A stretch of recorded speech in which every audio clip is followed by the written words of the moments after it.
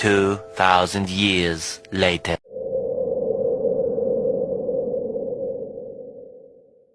रात का सन्नाटा चारों ओर फैला हुआ था। ट्रक हाईवे पूरा सुनसान था। चारों ओर ठंड से हाड़ कपा देने वाली ठंड चल रही थी। हाईवे के चारों ओर घना जंगल था। उसी हाईवे पर एक मर्सिडीज दौड़ रही थी। उसमें 3 लोग सवार थे, राहुल, निधि और उनकी 10 साल की बेटी तानिया। राहुल अपने दोस्त सैफ के घर ईद की पार्टी में शामिल होने के लिए गया था और पार्टी करके घर लौट रहा था। निधि ने मुस्कुराकर ड्राइव करते हुए राहुल से कहा, कुछ भी कहो राहुल, आज तो ईद की पार्टी में मजा आ गया। हाँ, मेरा दोस्त बहुत ही बिंदास और हंसी मजाक करने वाला व्यक्ति है। मैंने देखा उसके घर पर शहर की एक से एक बड़ी हस्ती थी, मगर फिर भी वो उन सबको इग्नोर करके हमें इम्पोर्टेंस दे रहा था। हाँ, देगा क्यों नहीं, आखिर मेरा दोस्त जो है। सच में राहुल, अमेरिका से इंडिया लौटकर बहुत अच्छा फील हो रहा है। वैसे तुम्हारा दोस्त सचिन अभी तक नहीं आया अमेरिका से? निधि की बात सुनकर राहुल चौंक कर बोला, ओह शिट यार, उसका फोन आया था कि वो इंडिया आ रहा है। उसने बोला था कि मुझे एयरपोर्ट पर पिक कर ले। निधि बहुत नाराज होगा वो। कोई बात नहीं, उससे बोल देना कि तुम्हें बिल्कुल याद नहीं रहा, और फिर तुम्हें सैफ की इनवाइट की हुई ईद पार्टी में भी तो शामिल होना था। निधि ने इतना बोला ही था कि उसकी बेटी तानिया ने अपनी माँ की ओर देखकर कहा, मुझे भूख लगी है माँ, और प्यास भी। तानिया की बात पर निधि ने बुरा सा मुंह बनाकर उसकी ओर देखकर कहा, पार्टी में तो इतना खाया था तुमने, फिर भी भूख लगी है? निधि की बात पर तानिया ने मासूम सा चेहरा बनाकर कहा, कोई बात नहीं मम्मी, मुझे पानी ही पिला दीजिए।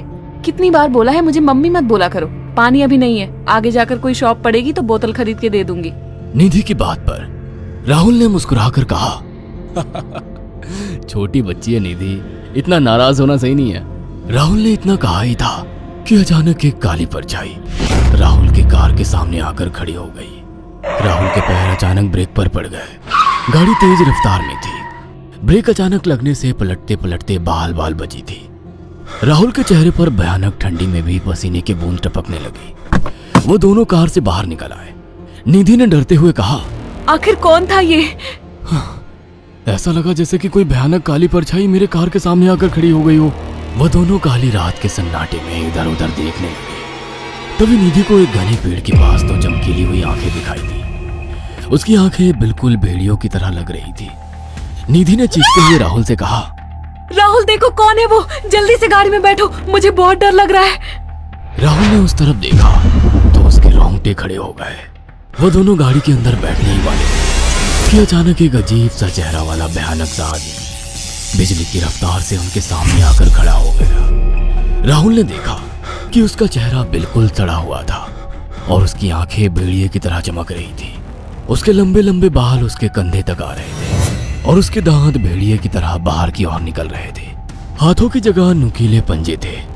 राहुल को देखकर अजीब से अंदाज में हंसने लगा, मगर जैसे ही राहुल की नजर उसके कपड़ों पर गई, राहुल की आंखें फटी की फटी रह गई। वो हकलाते हुए बोला, भाईजान, भाईजान, मुझे माफ कर दो, मुझे छोड़ दो।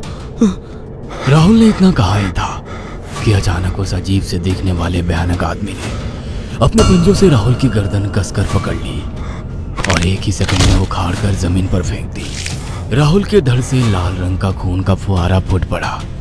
इस भयानक मंजर को देखकर निधि के गले से एक जोरदार चीख निकल गई। निधि इससे पहले भागती कि अचानक उस भयानक दिखने वाले आदमी ने निधि को पकड़ लिया और अपने नुकीले पंजे उसके पेट में गड़ा दिए और उसकी अतड़ियां बाहर निकाल दी। निधि की एक दिल दहला देने वाली चीख सन्नाटे को चीर गई। अचानक हवा का एक बवंडर उठा और वो भयानक सा दिखने वाला व्यक्ति देखते ही देखते बवंडर के साथ गायब हो गया। तानिया ने डरते डरते निधि के मोबाइल से पुलिस और सैफ को बुला लिया और कुछ ही देर में वहां चारों ओर पुलिस की गाड़ियां थी। पुलिस ने राहुल के दोनों दोस्त सैफ और सचिन को वहीं बुला लिया। इंस्पेक्टर अर्जुन ने दोनों से कहा, मैंने ऐसी हत्याएं अपने करियर में कभी पहले नहीं देखी। ये काम तो ना किसी जानवर का लगता है, ना ही किसी इंसान का। सचिन कपकपाती हुई आवाज में बोला, आप कहना क्या चाहते हैं? कुछ कह नहीं सकता। जिस किसी ने भी इन दोनों को मारा है उससे एक बात तो साबित होती है कि वो इन दोनों से हद से ज्यादा नफरत करता था। अब सारी सच्चाई तो ये बच्ची ही बता सकती है। इतना बोलकर इंस्पेक्टर अर्जुन तानिया के पास चला गया, जो बेहद डरी हुई थी। तानिया ने आंखों देखी सारी घटना इंस्पेक्टर अर्जुन को बता दी। तानिया की बात सुनकर इंस्पेक्टर अर्जुन कंफ्यूज चेहरा लेकर मोबाइल पर किसी से बात करने लगे। सचिन इंस्पेक्टर के पास आ गया और सैफ भी डरता हुआ इंस्पेक्टर अर्जुन के पास आकर बोला, क्या हुआ इंस्पेक्टर? तानिया ने क्या बताया? उसने जो बताया वो काबिले यकीन नहीं है। उसकी बात पर किसी भी तरह से यकीन नहीं किया जा सकता। फिर भी कुछ तो बताया इंस्पेक्टर। हाँ, उस बच्ची के मुताबिक एक भूत ने निधि और राहुल को बड़ी बेदर्दी से मारा है। इंस्पेक्टर की बात सुनकर दोनों बुरी तरह से चौंक गए। क्या मतलब है इस बात का? बच्ची बेहद डरी हुई है। हम आगे की तफ्तीश जारी रखेंगे। निधि और राहुल तो चले गए, अब तानिया को मैं रख लूंगा। नहीं, राहुल मेरा अच्छा दोस्त था। तानिया अब मेरे साथ रहेगी। देखिए, बच्ची के माँ बाप अब इस दुनिया में नहीं है और आप दोनों भी शादीशुदा है। मुझे नहीं लगता कि आप दोनों बच्ची की सही से देखभाल कर सकते हैं। मेरी कोई औलाद नहीं है।